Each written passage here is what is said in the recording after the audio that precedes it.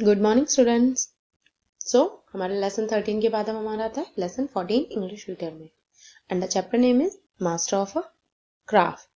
किसी क्राफ्ट क्या होता है, जो हाथ से आप कुछ बनाते हैं। एक तो होता है आर्ट। आर्ट क्या होता है, आप कुछ ड्रॉ करें। लेकिन क्राफ्ट क्या हो, आप पर्टिकुलर किसी चीज से कुछ बनाना सीखें, तो वो होता है क्राफ्ट। तो मास्टर ऑफ अ क्राफ्ट मतलब किसी चीज का बिल्कुल मास्टर का मतलब ही क्या होता है कि उसमें आपको महारत हासिल हो, कि आप उस चीज में बिल्कुल परफेक्ट है करने में उस काम को। सो इसलिए चैप्टर का नाम है हमारा मास्टर ऑफ अ क्राफ्ट। अब हम चैप्टर पढ़ेंगे हमारा। Long long ago a king went in disguise with his minister to inspect his kingdom. They came upon a group of girls at a well. बहुत बहुत समय पहले की बात है कि राजा भेष बदलकर अपने मंत्री के साथ अपने राज्य में दौरा करने निकला। कहता है ना, भेष बदल के राजा इधर उधर घूमते थे ताकि लोग उसे पहचान ना पाए, और जो लोग रियलिटी में राजा के बारे में या राज्य के बारे में सोचते हैं वो आपस में बातें कर सकें।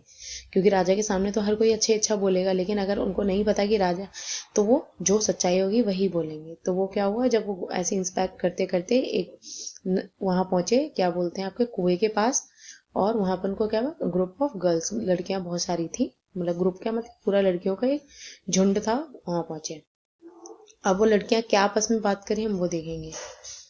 You are so lovely, even a king would like to marry you. तो क्या बोलते, एक लड़की दूसरी लड़की से बोलती है, तुम बहुत ही प्यारी हो, तुमसे तो राजा भी शादी करने के लिए तैयार हो जाएगा, राजा को भी तुमसे शादी करना पसंद होगा। फिर वो लड़की क्या उसको जवाब देती, a king, I shall only marry a master of some craft.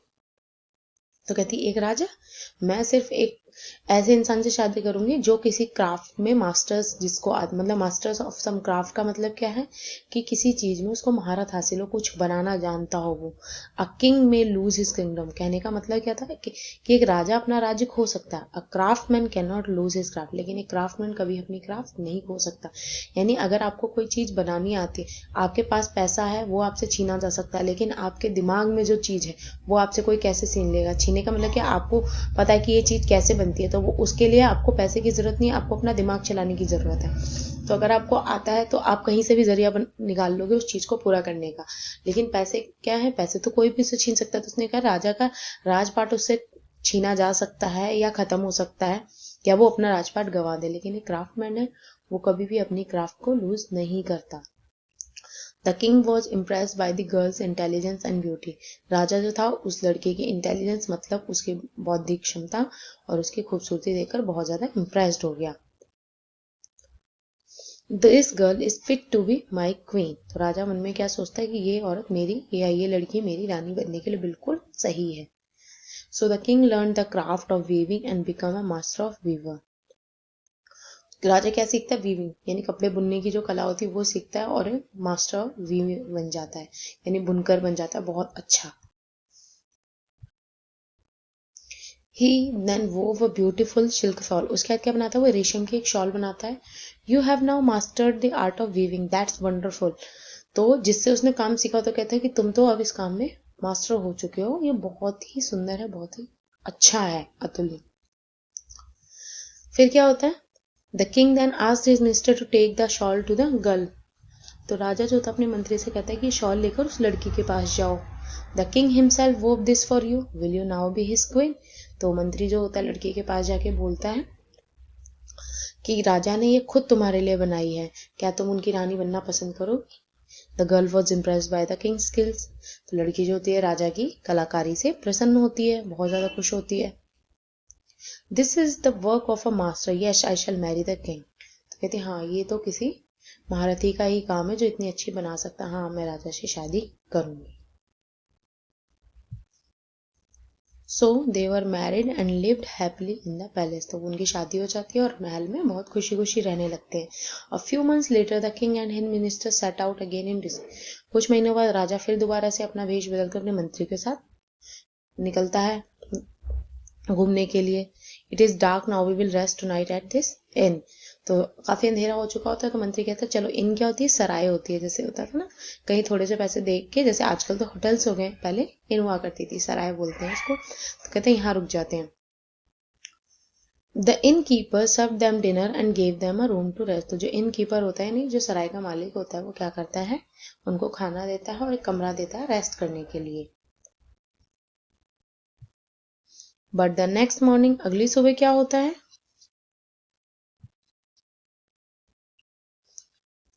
वो राजा क्या देखते हैं, वी आर ट्रैप्ड, मतलब वो देखते हैं कि वो कहीं पे बंधक बना लिए गए। तो जो इन कीपर होता है वो हंस रहा होता है, हाँ हाँ यू आर माई प्रिजनर, कहता है तुम तो मेरे कैदी हो या बंदी हो। I drugged your food last night, my servants carried you here, so you two look strong, I will sell you as a slaves in another country. तो इनके ऊपर क्या कहता है, अब तो तुम मेरे बंदी हो, मैंने पिछली रात जो तुम्हें भोजन दिया था उसमें नशे की दवाई मिला दी थी, अब मेरे जो नौकर थे वो तुम्हें यहाँ तक लेकर आए हैं, तुम बहुत ज्यादा स्ट्रांग दिख रहे हो, मतलब ताकतवर, तो मैं तुम्हें दास यानी नौकर की तरह किसी दूसरे देश में बेच दूंगा, ऐसा वो इनकीपर सोचता है। You weak man, do you know who we really are. तो जो मंत्री होता है वो कहता है, अरे धूर्त प्राणी, तुम्हें पता भी है कि हम कौन हैं। तो राजा उसको रोकता है, डोंट टेल हिम, कि उसको नहीं बताना। Don't send us to another country, if you want money I can make you rich. राजा उससे कहता है, हमें दूसरे देश मत भेजो, अगर तुम्हें पैसा चाहिए तो मैं तुम्हारे पैसा लाके दे सकता हूँ, हम तुम्हारे लिए कमा सकते हैं, हम तुम्हें अमीर बना सकते हैं। I am a master weaver, तो कहता है कि मैं बहुत ही अच्छा बुनकर हूँ, I can weave beautiful fabrics and you can sell them for the price of gold. तो क्या होता है, जो राजा होता है वो कहता है कि मैं मास्टर वीवर हूँ और मैं बहुत सुंदर सुंदर कपड़े बना सकता हूँ और तुम उन्हें सोने के भाव बेच सकते हो। The innkeeper set up a loom for the prisoners in a guarded room. The king began to weave. तो innkeeper क्या होता है, उन कैदियों के लिए लूम लगाता है। पूरा लूम क्या होता है, जिसपे करघा टाइप का होता है जिसपे कपड़ा बना जाता है। He weaves really well. I have found a gold mine. तो कहता है अच्छा, ये तो बहुत अच्छा बुनता है, मेरे को तो लगता है सोने की खान मिल गई है। क्यों, राजा बुनेगा वो पैसे कमाएगा। Let us see what have you done. तो कहता अब दिखाओ क्या किया है। When you have made enough money, will you let us go? Never, you foolish old man. तो अब उससे पूछा जाता है, मतलब इनकीपर से बोला जाता है कि जब तुम्हारे पास काफी पैसा हो जाएगा तो तुम हमें जाने दोगे। तो कहते हैं, पागल व्यक्ति, ऐसा कौन करेगा, मतलब क्यों जाने देगा अपने सोने की खान को कोई भला। बाद में क्या होता है, this looks like shawl you वो फॉर द क्वीन। तो मंत्री देखता है कि ये तो वैसी ही लग रही जैसी शॉल आपने रानी के लिए बनाई थी। The king advise the innkeeper. तो राजा क्या होता है, उस सराय के मालिक को क्या एडवाइस देता, सलाह, you must sell this shawl only to the queen, the she can alone can pay you the proper price. तो कहता है ये शॉल तो तुम्हें सिर्फ रानी को ही बेचनी चाहिए, वो अकेले ही इसका बहुत अच्छा प्राइस देंगी। The innkeeper went to the palace. जो इन कीपर होता है वो पैलेस जाता है, यानी महल जाता है। The queen was worried about the king. रानी वहां पहले से ही राजा के लिए परेशान होती कि आए नहीं होते। How can I find him. तो कहती कि मैं उन्हें कैसे ढूंढूं। और इन कीपर पैलेस के गेट पे जाके कहता है, I will show my fabric only tell queen. तो वो कहता है, जब उसको दरबान रोकता है तो कहता है कि मैं अपना ऐसा फैब्रिक लाऊंगा और मैं सिर्फ उसे रानी को ही दिखाऊंगा और किसी को नहीं दिखाऊंगा। The queen recognize the weaving.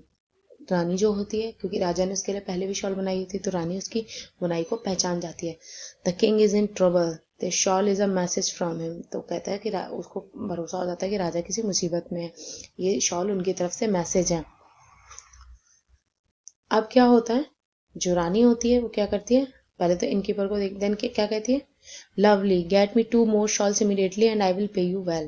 तो कहती है ऐसी 2 शॉल्स और मेरे लिए लाओ, मैं तुम्हें बहुत अच्छे पैसे दूंगी। Queen called her soldiers. क्या रानी क्या होती है, अपने जितने भी सोल्जर्स होते हैं, सैनिक होते हैं, उनको बुलाती है। We will follow this man secretly. तो कहती है कि हमें इस आदमी का पीछा करना चाहिए चुपचाप। They followed him when he went back to his inn. तो वो उसका पीछा करते हैं जहां तक जहां वो अपनी सराय में जाकर वापस रुकता है। The queen soldier raided the place, there they found the king. तो जो रानी के जितने भी सैनिक होते हैं उस जगह पे छापेमारी करते हैं और उनको राजा मिल जाता है। Put this wig man in prison. तो कहते हैं धूर्त आदमी को जेल में डाल दो। I was sure you will understand my message. तो रानी क्या कहती, वो राजा क्या कहता है रानी से, मुझे पक्का श्योर था, मुझे पक्का पता था कि तुम मेरा मैसेज समझ जाओगे। इसीलिए इस चैप्टर का नाम क्या था, master of a craft. Master of a craft. जो रानी ने एक बात कही थी कि राजा अपनी राजपाट खो सकता है, अपने पैसे खो सकता है, लेकिन एक क्राफ्टमैन कभी अपने क्राफ्ट को नहीं खो सकता। वो यहाँ पर लागू होती है कि वहाँ राजा का पैसे से काम भी नहीं चला, लेकिन उसने जो काम सीखा था उसके थ्रू उसने अपना दिमाग चलाया और देखे कितनी बड़ी मुसीबत से वो बच गया।